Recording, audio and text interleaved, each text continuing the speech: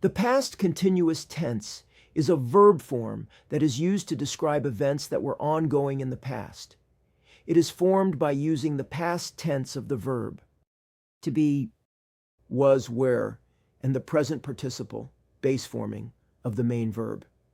In this essay, we will explore how the past continuous tense can be used in barista stories to narrate events in the past.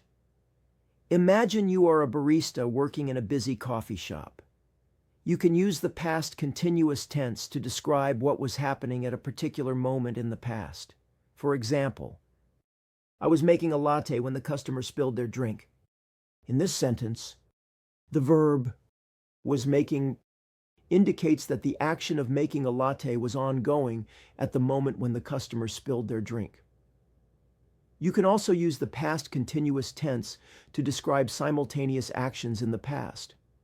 For instance, while I was taking orders at the front counter, my coworker was preparing the pastries in the kitchen. In this sentence, the past continuous tense is used to show that both actions were happening at the same time in the past. Furthermore, the past continuous tense can be used to set the scene in a barista story. For example, it was raining outside, and the cafe was full of customers.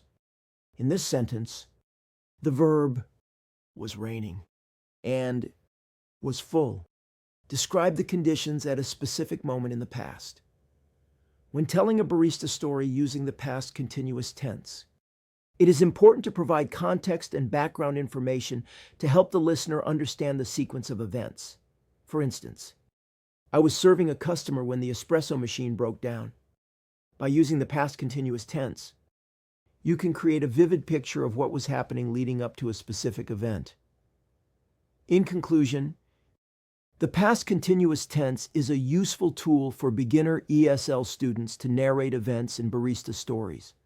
By practicing using this verb form with many illustrative examples, students can improve their storytelling skills and enhance their English language proficiency.